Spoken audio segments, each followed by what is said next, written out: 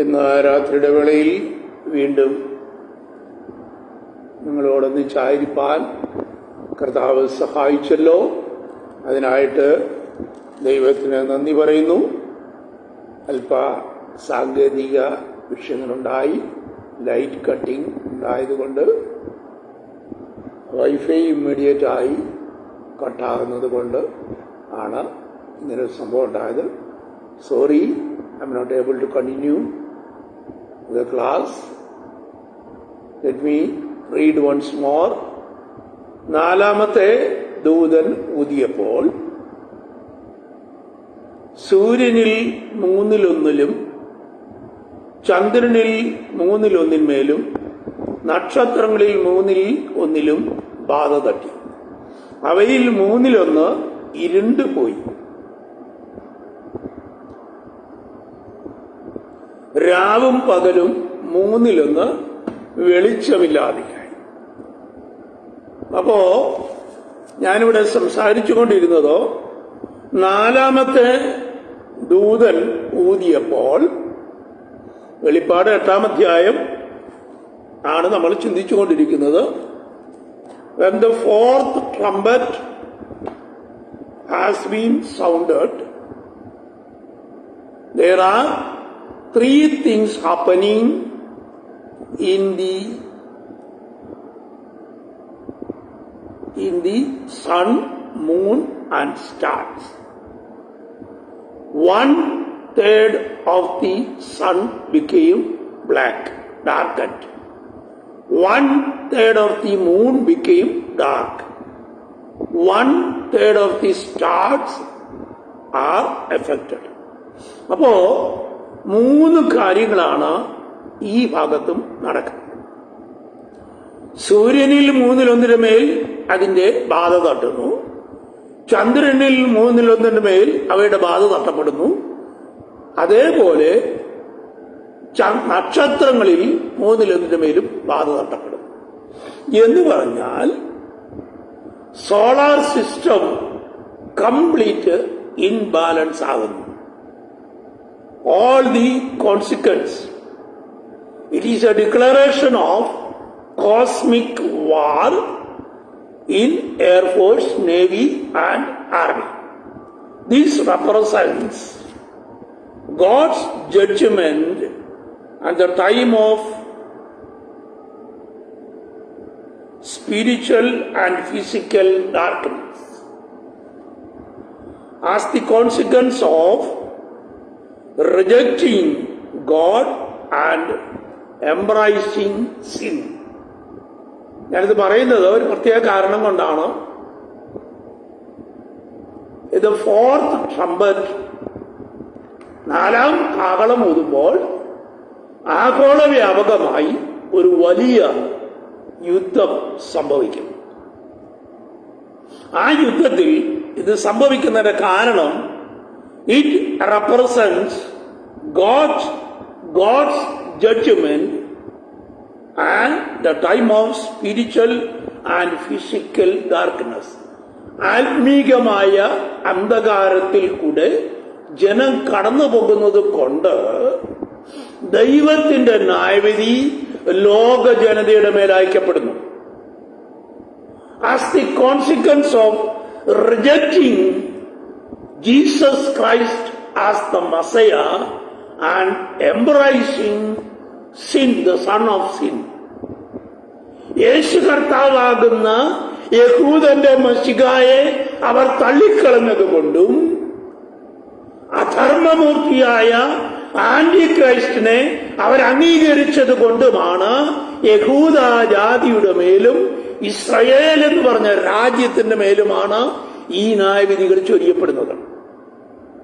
അപ്പോൾ ചിന്തിക്കുക, it also a reminder of God's sovereignty and potential of repentance as the darkness is not yet completed. It is the reminder of God's sovereignty. ദൈവത്തിന്റെ സർവ അധികാരത്തെ ഓർപ്പിക്കുന്ന ഒരു കാര്യമാണ്. It's a reminder of God's sovereignty over the political leaders or over the political powers.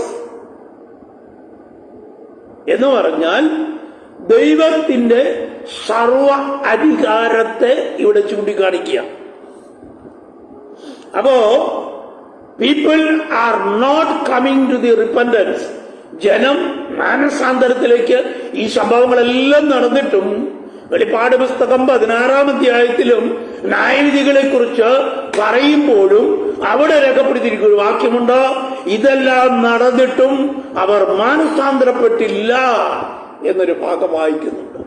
അതിന്റെ അർത്ഥം when the people of Egypt has been affected by 10 plagues, മിസ്രൈമിലുണ്ടായിരുന്ന മോശയുടെ കാലഘട്ടത്തിൽ, ഫറവോന്റെ കാലഘട്ടത്തിൽ 10 ബാധകൾ കൊണ്ട് മിസ്രൈം ജനത്തെ ദൈവം ബാധിപ്പിച്ചപ്പോഴും അവിടെ നമ്മൾ തിരുവചനത്തിൽ വായിക്കുന്നു, യഹോവ Lord Yahweh hardened the heart of Pharaoh for 10 times. യഹോവയായ ദൈവം ഫറവോന്റെ ഹൃദയത്തെ 10 പ്രാവശ്യം കഠിനമാക്കിയെന്ന് തിരുവചനത്തിൽ പുറപ്പാട് പുസ്തകത്തിൽ നമ്മൾ വായിക്കുന്നുണ്ട്. അതുപോലെ തന്നെ ഈ ന്യായവിധികളെല്ലാം ഭൂമിയുടെ മേലും ചന്ദ്രന്റെ മേലും അന്തരീക്ഷ മണ്ഡലങ്ങളിൽ മേലും ചൊരിയപ്പെട്ടിട്ടും യഹൂദ ജാതി മാനസാന്തരപ്പെടാത്തത് കൊണ്ട് ദൈവം തന്റെ ന്യായവിധികൾ വീണ്ടും വീണ്ടും ഇവരുടെ മേൽ ചൊരിഞ്ഞുകൊണ്ടിരിക്കുക. എന്താണ് ഇതിന്റെ കാരണം? Because the people of Israel or the Jewish nation, they has been rejected the Messiah of Jews. യഹൂദന്റെ മസിഹായിരിക്കുന്ന ക്രിസ്തുയേശുവിനെ അവർ തള്ളിക്കളഞ്ഞത് കൊണ്ടാണ് ദൈവം അവരുടെ മേൽ ന്യായവിധി അയച്ചത്. നമ്മൾ പ്രവചന പുസ്തകങ്ങൾ മുഴുവൻ പഠിച്ചു വരുമ്പോഴും നാം കാണുന്ന ഒരു കാര്യമുണ്ട്. ഇസ്രായേൽ, യഹൂദ, 2 രാജ്യങ്ങൾ. ഇസ്രായേൽ 712 അസീറിയയിലേക്ക് പോയി. ഇസ്രായേലിലെ 10 ഗോത്രങ്ങൾ. പിന്നീട് ഉണ്ടായിരുന്ന 2.5 ഗോത്രം, ആ 2.5 ഗോത്രം 586 BC-യിൽ ബാബിലോണിലേക്ക് പ്രവാസത്തിലേക്ക് പോയി. ഈ ബാബിലോൺ ഇതിനൊക്കെ കാരണമെന്നറിയോ? Because of their sin and their iniquities and their unrighteousness. നമ്മള് ദാനിയേലിന്റെ പുസ്തകം വായിക്കുമ്പോഴും പ്രവചന പുസ്തകങ്ങൾ വായിക്കുമ്പോഴും എല്ലാം രേഖപ്പെടുത്തിയിരിക്കുന്ന ഒരു കാര്യമുണ്ട്. അവരുടെ പാപനിമിത്തവും അവരുടെ അകൃത്യ നിമിത്തവും അവരുടെ അതിക്രമങ്ങൾ നിമിത്തവും ദൈവം അവരെ പ്രവാസത്തിലേക്ക് അയച്ചു. ഇവിടെ വെളിപ്പാട് പുസ്തകം 5 മുതൽ 6-ാം അധ്യായം മുതൽ ആരംഭിക്കുന്ന ന്യായവിധികൾ സംഭവിക്കുന്നത് ഇത് ഈ ഗ്രേറ്റ് ട്രിബുലേഷൻ പീരീഡിന്റെ അവസാന ഭാഗങ്ങളിൽ സംഭവിക്കുന്ന ദൈവിക ന്യായവിധികളാണ്. 8, 9 അധ്യായങ്ങളിലൊക്കെ സംഭവിക്കുന്നത്. അപ്പോ 8-ാം അധ്യായത്തിന്റെ അവസാനത്തെ 3 വാക്യങ്ങളാണല്ലോ നമ്മൾ ഇന്ന് രാത്രിയിൽ വായിച്ചത്. അതിൽ 4th trumpet, 1/3 of the sun was darkened, 1/3 of the moon became dark, 1/3 of the stars became dark, 1/3 of solar system became affected by this trumpet judgment. ശ്രദ്ധിക്കുക, ഞാൻ പറഞ്ഞല്ലോ 3/1 സോളാർ സിസ്റ്റം, സൗരയുധം മുഴുവൻ എഫക്റ്റായി. എങ്ങനെ? Because of the declaration of cosmic war. ആഗോള വ്യാപകമായി ഉണ്ടാകുന്ന യുദ്ധങ്ങളുടെ കാരണങ്ങൾ നിമിത്തം, പുകമണ്ഡലങ്ങൾ, പുകകൾ അന്തരീക്ഷ മണ്ഡലങ്ങളിലേക്ക് ഉയരുന്നത് നിമിത്തം സൂര്യൻ ഇരുണ്ടുപോകും. ചന്ദ്രന് പ്രകാശം നൽകാൻ പറ്റാതെയാകും. ഇവിടെ നമ്മൾ വായിക്കുന്നു, അവയിൽ 1/3 ഇരുണ്ടുപോയത് കാരണം രാവും പകലും 1/3 വെളിച്ചമില്ലാതെയായി. What happening? രാവ് പകല് 1/3 വെളിച്ചമില്ലാതെയായി. Day and night became 1/3 is darkness. ഭൂമണ്ഡലത്തിൽ 1/3 ഭാഗത്തിൽ ഇത് എഫക്ട് ചെയ്യും. അപ്പോ ഇത് എഫക്ട് ചെയ്യുമ്പോൾ ഞാൻ പല പ്രാവശ്യം ഓർപ്പിച്ചു, in this period of the great tribulation period 3 group of people will be in this world. 3 group ജനങ്ങളാണ് ഈ ഭൂമിയിൽ ഉണ്ടായിരിക്കുന്നത്. ഒരിക്കൽ കൂടി അത് ഓർപ്പിക്കുകയാണ്. ഒന്ന്, the Jewish nation or the people of Israel. 12 among the 12 tribes of Israel, അവര് ഭൂമിയിലുണ്ടായിരിക്കും. 2, the left behind group from the rapture of the church. ദൈവസഭയുടെ ഉൾപ്രമാണത്തിൽ നിന്ന് കൈവിടപ്പെട്ടു പോകുന്ന ഒരു മഹാഗ്രൂപ്പ്, മഹാസമുദ്രം, മഹാപുരുഷ. 3, യേശു കർത്താവിനെ രക്ഷിതാവും കർത്താവുമായി അംഗീകരിക്കാതെ ഭൂമിയിൽ അമ്മകാലത്ത് നിലനിൽക്കുന്നതായ വിവിധ ലോകരാജ്യങ്ങൾ, ഡിഫറന്റ് ജെൻഡൈൽ നേഷൻസ്. അപ്പോ ഈ വിധത്തിലുള്ള 3 ഗ്രൂപ്പ് ആൾക്കാരായിരിക്കും മഹോപദ്രവ കാലഘട്ടത്തിൽ കൂടെ കടന്നു പോകുന്നത്. അപ്പോ ഒരു ചോദ്യം നിങ്ങൾ ചോദിക്കാം, ദൈവസഭ ഈ സമയത്ത് എവിടെയായിരിക്കും? ദൈവസഭ, ഇത് ചേർച്ച് എവിടെയായിരിക്കും? ഒരു ചോദ്യമാണ്. ദൈവസഭ ഈ 7 വർഷക്കാലം തന്റെ മണവാളനായ ക്രിസ്തു യേശുവിനോടുകൂടെ ആകാശമേഘങ്ങളിലായിരിക്കും. മധ്യ ആകാശത്തിൽ എടുക്കപ്പെടും. കർത്താവ് താൻ ഗംഭീരനാദത്തോടും പ്രധാന ദൂതന്റെ ശബ്ദത്തോടും ദൈവത്തിന്റെ കാഹളത്തോടും കൂടെ സ്വർഗത്തിൽ നിന്ന് ഇറങ്ങി വരികയും ക്രിസ്തുവിൽ മരിച്ച വിശുദ്ധന്മാർ ഉയർത്തെഴുന്നേൽക്കുകയും പിന്നീട് ഈ ഭൂമിയിൽ ശേഷിക്കുന്ന വിശുദ്ധന്മാർ കർത്താവായ യേശു ക്രിസ്തുവിനെ എതിരേൽപ്പാൻ ആകാശമേഘങ്ങളിൽ എടുക്കപ്പെടുകയും ചെയ്യും. അപ്പോൾ ദൈവസഭ അഥവാ യേശു കർത്താവിന്റെ മണവാട്ടിയായിരിക്കുന്ന ദൈവസഭ ആകാശമേഘങ്ങളിൽ എടുക്കപ്പെടുന്നു. എപ്പോൾ? 4-ാം അധ്യായത്തിന്റെ 1-ാം വാക്യത്തിൽ യോഹന്നാനോട് പറയുന്നു, കം അപ്പ് ഹിയർ, ഇവിടെ കയറി വരുവീൻ എന്ന് പറയുന്നു. അപ്പോൾ 4-ാം അധ്യായം 1-ാം അധ്യായം 1-ാം വാക്യം മുതൽ ദൈവസഭ ആകാശമേഘങ്ങളിൽ ആയിരിക്കും. 5-ാം അധ്യായം മുതൽ സംഭവിക്കുന്ന സംഭവവികാസങ്ങൾ ആണ് ഇവിടെ ഗ്രേറ്റ് ട്രിബുലേഷൻ പീരീഡ്. അതിൽ ഗ്രേറ്റ് ട്രിബുലേഷൻ പീരീഡ് അല്പം കൂടെ പറഞ്ഞാൽ ഇത് 70th week of the book of prophecy of Daniel. Daniel പ്രവചനത്തിന്റെ അവസാനത്തെ 7 വർഷക്കാലം. ആ 7 വർഷക്കാലം will be 7 years of the prophecy of the 70th week will be affected for the people of Israel. ഒറ്റ ചോദ്യം അത് നിങ്ങൾ ചോദിക്കും, എങ്ങനെ ഇത് സ്ഥാപിക്കുവാൻ കഴിയും? വേറെ എങ്ങും പോകണ്ട. when we study the book of Daniel, Daniel പ്രവചനം നമ്മൾ പഠിക്കുമ്പോൾ അവിടെ ഇങ്ങനെ എഴുതി വെച്ചിരിക്കുന്നു, നിനക്കും നിന്റെ ജനത്തിനും നിന്റെ വിശുദ്ധ നഗരത്തിനും ഞാൻ 70 ആഴ്ചവട്ടങ്ങൾ നിയമിച്ചിരിക്കുന്നു എന്ന് പറഞ്ഞാൽ God Yahweh has ordained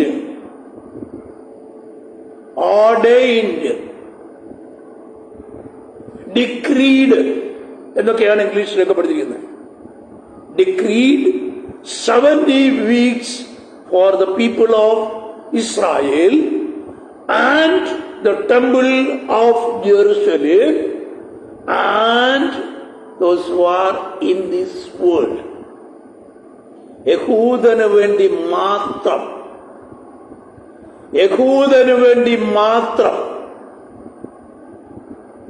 because അവർ മശിഹായായി പ്രത്യക്ഷപ്പെട്ടു വന്ന വീണ്ടെടുപ്പുകാരനെ അംഗീകരിച്ചില്ല എന്നുള്ള ഒറ്റ കാരണം കൊണ്ട്,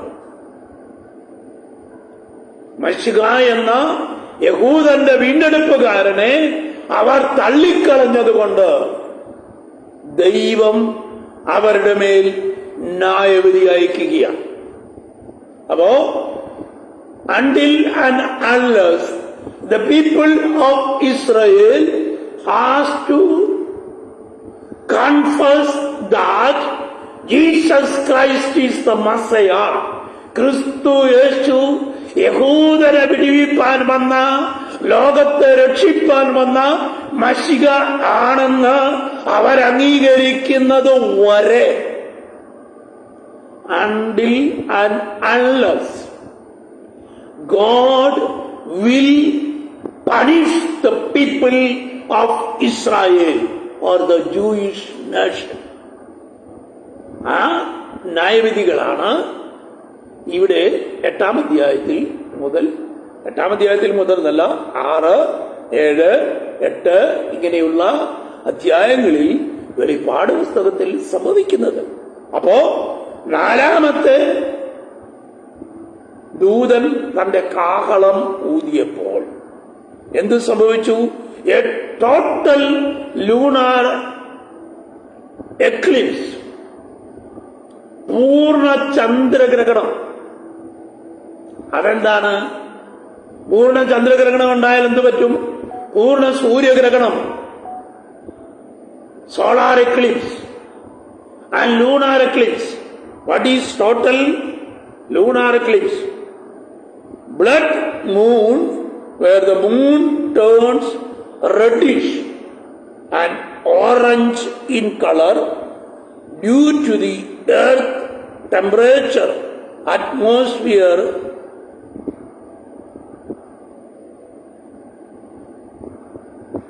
ചിന്തിക്കണേ. ഇത് ടോട്ടൽ ലൂണാർ എക്ലിപ്സ്, പൂർണ്ണ ചന്ദ്രഗ്രഹണം. അതിനെക്കുറിച്ച് ഞാൻ പറയുന്നത്, the blood moon where the moon turns reddish and orange in colour due to the atmosphere reflecting sunlight into the surface. ഭൂമിയിലേക്ക് സൂര്യപ്രകാശം ലഭിക്കാതിരിക്കുന്നത് കൊണ്ട് ചന്ദ്രൻ പൂർണ്ണമായി റെഡിഷ് ആയിത്തീരും, ചുമന്നതായിത്തീരും. ബ്ലഡ് മൂൺ എന്നാണ് ഗൂഗിളിൽ നമ്മൾ സെർച്ച് ചെയ്താൽ മതി. Total lunar Eclipse, total solar Eclipse, ഇതൊക്കെ എന്താണെന്ന് നോക്കുക. This happens when earth goes directly between sun and the moon. എങ്ങനെ സംഭവിക്കുന്നത്? This happens when earth goes directly passes between sun and moon, casting shadow on the moon and causing into the full reddish color. ഞാനിത് പറഞ്ഞതിന്റെ അർത്ഥം, total lunar Eclipse സംഭവിക്കും, പൂർണ്ണ ചന്ദ്രഗ്രഹണം. ഇങ്ങനെ ഭൂമിയും ചന്ദ്രനും സൂര്യനും തമ്മിൽ നേർക്ക് നേർ വരും. ഇങ്ങനെ വെർട്ടിക്കലായി ഭൂമി, സൂര്യൻ, ചന്ദ്രൻ. അപ്പോ സൂര്യനിൽ നിന്നാണ് ചന്ദ്രനിൽ പ്രകാശം ലഭിക്കുന്നത്. സൂര്യന്റെ പ്രകാശം ചന്ദ്രനിലേക്ക് വരാതിരിക്കുകയും സൂര്യന്റെ പ്രകാശം ഭൂമിയിൽ ലഭിക്കാതിരിക്കുകയും ചെയ്യും. ഇതാണ് എ ടോട്ടൽ ലൂണാർ എക്ലിപ്സ്, പൂർണ്ണ ചന്ദ്രഗ്രഹണം എന്ന് പറയും. അങ്ങനെ വരുമ്പോ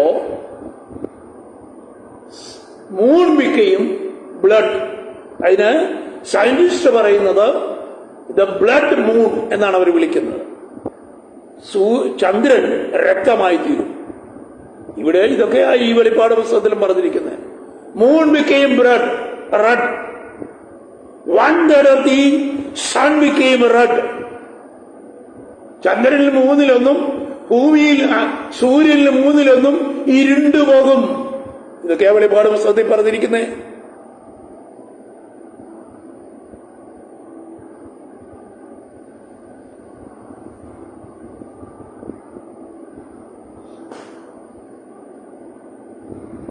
അതിനെക്കുറിച്ച് ഞാൻ 1-2 കാര്യങ്ങൾ ഓർമ്മിക്കുക. The red light that reaches the moon is reflected black, causing it to appear reddish or orange in color in total lunar eclipse. പൂർണ്ണ ചന്ദ്രഗ്രഹണത്തിൽ ഞാൻ പറഞ്ഞല്ലോ, വെർട്ടിക്കലായി ചന്ദ്രൻ, ഭൂമി, സൂര്യൻ. ഭൂമി ഇതിന് നടുക്ക്, ചന്ദ്രൻ ഒരു സൈഡിൽ, സൂര്യൻ ഒരു സൈഡിൽ, ഇങ്ങനെ വെർട്ടിക്കലായി.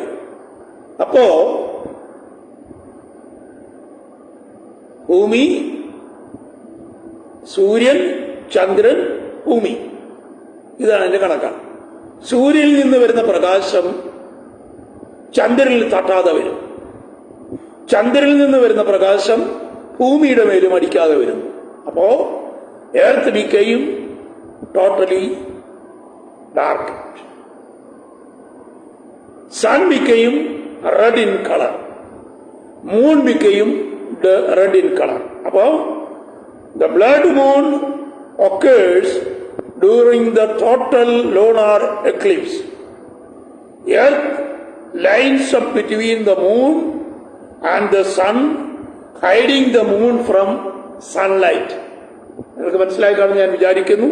ഇത് blood moon occurs, the total lunar Eclipse സംഭവിക്കുന്നതാണ് ഞാൻ ഈ പറയുന്നത്.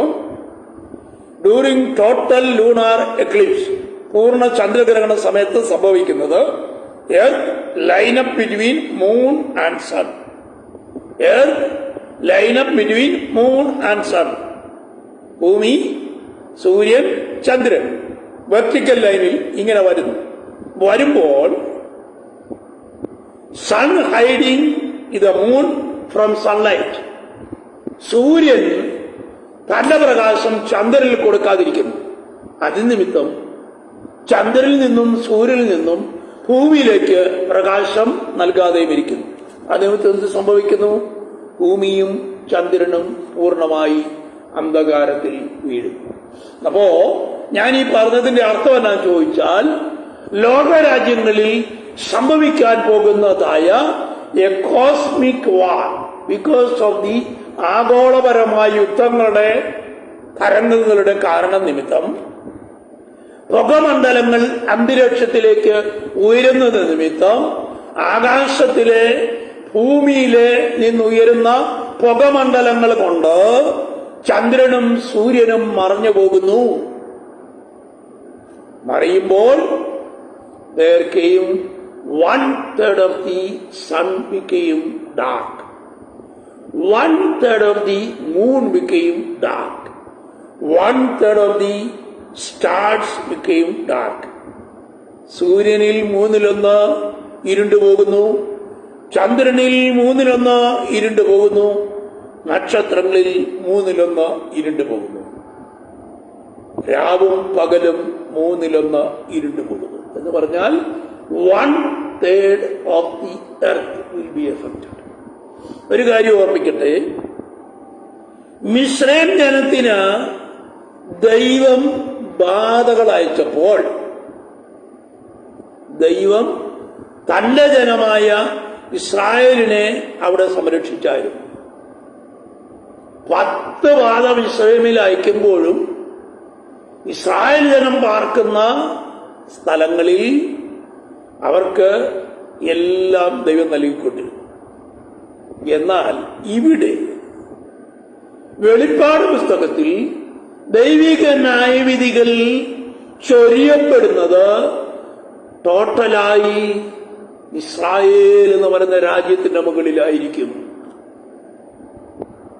കാരണം അവർ തങ്ങളുടെ മശിഹായെ അംഗീകരിച്ചില്ല. ഞാനൊരു കാര്യം കൂടെ പറഞ്ഞുകൂടെ അവസാനിപ്പിക്കാം. എന്താണ് കാരണം ചോദിച്ചാൽ, യേശു കർത്താവിനെ ക്രൂശിക്കുവാനായി റോമൻ ഗവർണറായ പീലാത്തോസിന്റെ അടുത്തേക്ക് യഹൂദ റബിമാരും യഹൂദ മഹാപുരോഹിതന്മാരും ശാസ്ത്രിമാരും പരീശന്മാരും അടങ്ങിയ സംഘം യേശുവിനെ പിടിച്ചുകെട്ടി പീലാത്തോസിന് മുമ്പിൽ കൊണ്ടുവന്നു. പീലാത്തോസ്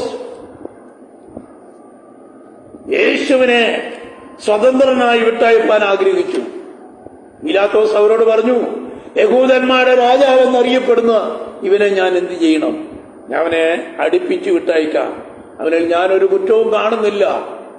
ശ്രദ്ധിക്കണേ, മത്തായിയുടെ സുവിശേഷത്തിലും മർക്കോസ് സുവിശേഷത്തിലും ലൂക്കോസ് സുവിശേഷത്തിലും യോഹന്നാന്റെ സുവിശേഷത്തിലും ഒരുപോലെ രേഖപ്പെടുത്തിയിരിക്കുന്ന ഒരു കാര്യമുണ്ട്. പെരുന്നാൾ തോറും നാടുവാഴി ഒരു കൊലയാളിയെ, ഒരു തടവുകാരനെ വിട്ടുകൊടുക്കുന്ന ഒരു പതിവ് എല്ലാ രാജ്യങ്ങളിലും ഉണ്ട്. അപ്രകാരം പെസഹാ പെരുന്നാളിന് ഒരു തടവുകാരനെ വിട്ടുകൊടുക്കുക പതിവായിരുന്നു. അതിനനുസരിച്ചാണ് പീലാത്തോസ് അവരോട് ചോദിച്ചത്, യഹൂദന്മാരുടെ രാജാവെന്ന് അറിയപ്പെടുന്ന യേശുവിനെ ഞാൻ എന്ത് ചെയ്യണം? അവരെ ഞാൻ അടുപ്പിച്ച് വിട്ടുകളയട്ടെ? നോ, ഒരിക്കലും അരുത്. അവർ പറഞ്ഞു, അവനെ ക്രൂശിക്കാം, ഞങ്ങൾക്ക് ബറാബാസിനെ വിട്ടുതരിക. അവിടെ ഒരു വലിയ സംഭവം നടന്നു. പീലാത്തോസ് പറയുന്നു, ഈ നീതിമാന്റെ രക്തത്തിൽ എനിക്കൊരു പങ്കുമില്ല എന്ന് പറഞ്ഞ് ഒരു പാത്രത്തിൽ വെള്ളമെടുത്ത് തന്റെ കരം കഴുകിക്കൊണ്ട് പീലാത്തോസ് പറഞ്ഞു, ഈ നീതിമാന്റെ രക്തത്തിൽ എനിക്ക് പങ്കില്ല. മത്തായിയുടെ സുവിശേഷത്തിൽ നാം വായിക്കുന്നു, യഹൂദന്മാർ ജനത്തെ ഇളക്കി, പരീശന്മാരും ന്യായശാസ്ത്രികളും മഹാപുരോഹിതന്മാരും ചേർന്നുകൊണ്ട് ഇപ്രകാരം വിളിച്ചു പറഞ്ഞു, അവന്റെ രക്തം ഞങ്ങളുടെ മേലും ഞങ്ങളുടെ തലമുറകളുടെ മേലും ഇരിക്കുമാറാകട്ടെ. ഈ രക്തത്തിന്റെ പ്രതികാരം, ഏത് രക്തത്തിന്റെ? നിഷ്കളങ്കനായ ദൈവത്തിന്റെ കുഞ്ഞാടിന്റെ രക്തത്തിന്റെ പ്രതികാരം ദൈവം ഇസ്രായേൽ ജനത്തോട് ചോദിക്കും.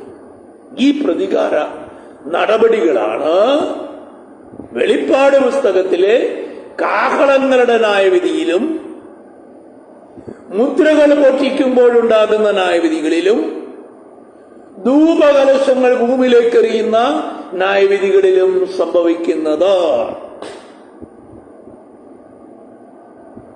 നമ്മൾ 6-ാം അധ്യായത്തിൽ വായിച്ചു, ഹാബേലിന്റെ രക്തം മുതൽ ഹാബേൽ മുതൽ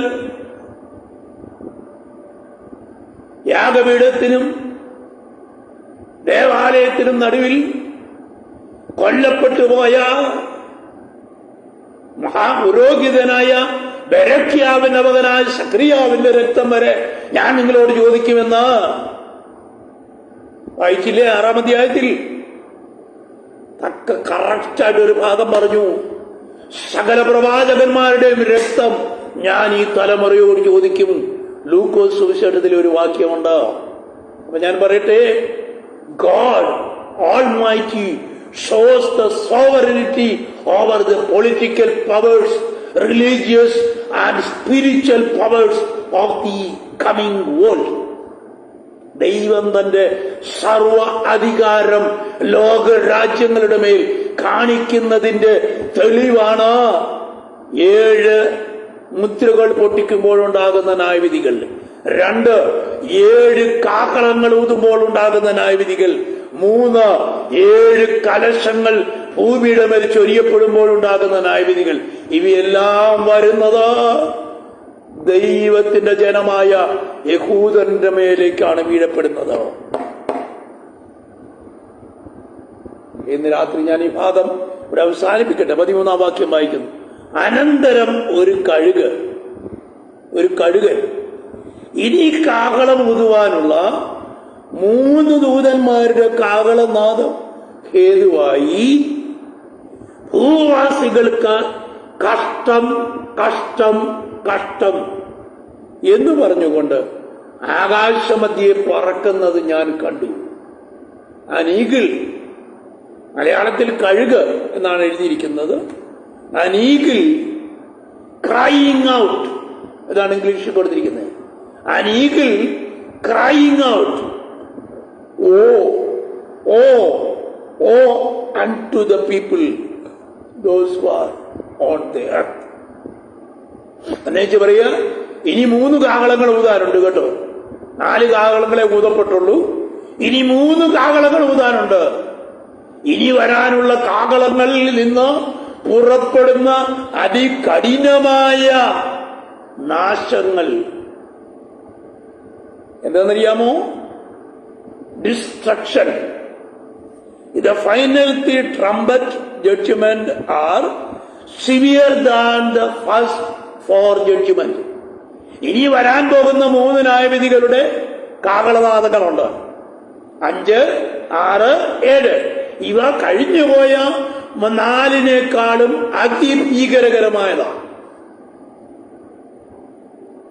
അപ്പോ the 3 O's means indicating that the final trumpets blast bring great destruction coming upon the earth. ഭൂമിയിൽ വരുവാൻ പോകുന്ന അതിഭയങ്കരമായ നാശങ്ങൾ 5-ാമത്തെ കാഹളം ഊതുമ്പോഴും 6-ാമത്തെ കാഹളം ഊതുമ്പോഴും 7-ാമത്തെ കാഹളം ഊതുമ്പോഴും സംഭവിക്കും. അപ്പൊ ചിന്തിക്കണേ, സിവിയറിറ്റി ഓഫ് ഗോഡ്സ് ജഡ്ജ്മെന്റ്, ദൈവത്തിന്റെ ന്യായവിധിയുടെ അതികാഠിന്യം ഇസ്രായേലിന്റെ മേൽ ചൊരിയപ്പെട്ടു. ഇതിന്റെ കാരണം എന്നറിയോ? They have rejected the messiah. അവർ മശിഹായെ ക്രൂശിച്ചു. അപ്പോസ്തലൻ പൗലോസ് വ്യക്തമായ ഒരു കാര്യം പറയുന്നുണ്ട്. അവർ ക്രൂശിച്ചത് മശിഹായെ ആയിരുന്നെന്ന് അവരറിഞ്ഞിരുന്നെങ്കിൽ അവർ മഹത്വത്തിന്റെ ക്രിസ്തുവിനെ ക്രൂശിക്കില്ലായിരുന്നെന്ന്. നിങ്ങൾക്ക് മനസ്സിലാക്കണം ഞാൻ വിചാരിക്കുന്നു. അവർ ക്രൂശിച്ചത് മശിഹായെ ആയിരുന്നെന്ന് അവർ അറിഞ്ഞിരുന്നെങ്കിൽ അവർ തേജസ്സിന്റെ ക്രിസ്തുവിനെ ക്രൂശിക്കില്ലായിരുന്നുവെന്ന് അപ്പോസ്തലൻ പൗലോസ് രേഖപ്പെടുത്തിയിട്ടുണ്ട്. ഇവിടുന്ന് രാത്രിക്കാലത്ത് ഞാൻ പറയട്ടെ, കഴിഞ്ഞുപോയ 4 ന്യായവിധികളിലേക്കാൾ അതിഭീകരമായ 3 ന്യായവിധികൾ കൂടെ ഇസ്രായേലിന് മേൽ ചൊരിയപ്പെടും. ചൊരിയപ്പെടുമ്പോ ഇസ്രായേൽ ജനം മാറത്തടിക്കത്തൊന്നുമില്ല കേട്ടോ. അത് കഴിഞ്ഞിട്ട് ഇനി വരുന്നു. അത് കഴിഞ്ഞ് ഇനി വരാൻ പോകുക 7 ക്രോധകലശങ്ങളുടെ ന്യായവിധി. ഇതെല്ലാം ഉണ്ടായിട്ടും അവർ മാനസാന്തരപ്പെട്ടില്ല എന്ന് നമ്മൾ വെളിപ്പാട് പുസ്തകത്തിൽ വായിക്കും. ഞാനിന്ന് രാത്രി എന്റെ വാക്കിൽ ഇവിടെ ചുരുക്കട്ടെ. ദൈവമക്കളെ, യഹോവയായ ദൈവത്തിന്റെ അതികഠിനമായ ന്യായവിധികൾ ഈ ഭൂമിയിലേക്ക് ചൊരിയപ്പെടുന്നതിന് മുമ്പ് ഇതാകുന്നു സുപ്രസാദകാലം, ഇതാകുന്നു രക്ഷാദിവസം. ഇന്ന് രാത്രി എന്നെ കേൾക്കുന്നവരെ, നിങ്ങൾ ക്രിസ്തുയേശുവിനെ അംഗീകരിക്കണം. അംഗീകരിച്ചാൽ നിങ്ങൾക്ക് ഈ ന്യായവിധികളിൽ നിന്ന് വിടുതലുണ്ട്. ഈ ന്യായവിധികൾ നിങ്ങൾക്ക് വിടുതലുണ്ട്. ക്രിസ്തുവിനെ അംഗീകരിക്കാം. അവന്റെ അന്ത്യകൽപ്പനയായ വിശുദ്ധ സ്നാനം സ്വീകരിച്ച് ദൈവസഭയുടെ അംഗങ്ങളായിത്തീരുക. വിശുദ്ധിയിലും വേർപാടിലും കർത്താവിനെ എതിരേൽപ്പാൻ കാത്തിരിക്കുക. ഈ ദിവസങ്ങളിൽ സ്വർഗത്തിലെ ദൈവം നമ്മളെ എല്ലാവരെയും ഒരുക്കുമാറാകട്ടെ എന്ന് പറഞ്ഞുകൊണ്ട് ഞാൻ എൻ്റെ വാക്കുകളെ ചുരുക്കുന്നു. We will be starting the 5th trumpet. 5-ാമത്തെ കാഹളം ഊതുമ്പോൾ സംഭവിക്കുന്ന സംഭവവികാസങ്ങൾ 9-ാം അധ്യായം കർത്താവ് വരാൻ താമസിച്ചാൽ this Wednesday we will be starting. This is Pastor Sunny K. Thomas signing off from Changanur സ്റ്റാർട്ടിങ്ങിൽ കുറച്ച് വിഷയങ്ങൾ ഞാൻ സംസാരിച്ചിരുന്നു. ഇൻ ബിറ്റ്വീൻ പവർ കട്ടിംഗ് ഉണ്ടായി. അതുകൊണ്ട് അത് നിങ്ങൾക്ക് ലഭിച്ചുവോ എന്നെനിക്ക് സംശയമുണ്ട്. എന്തെങ്കിലും ഈ വിഷയങ്ങളെക്കുറിച്ച് സംശയങ്ങളുണ്ടെങ്കിൽ നിങ്ങൾക്ക് ഞാനുമായി കോൺടാക്ട് ചെയ്യാം. I hope you have my number with you. നിങ്ങൾക്ക് എന്തെങ്കിലും ഇതിനെക്കുറിച്ച് സംശയങ്ങളോ പരിഹാര ക്രമീകരണങ്ങളോ വേണമെങ്കിൽ നിങ്ങൾക്ക് ഞാനുമായിട്ട് കോൺടാക്ട് ചെയ്യാം. ദൈവം നിങ്ങളെല്ലാവരെയും അനുഗ്രഹിക്കുമാറാകട്ടെ. ആമേൻ, ആമേൻ, ആമേൻ.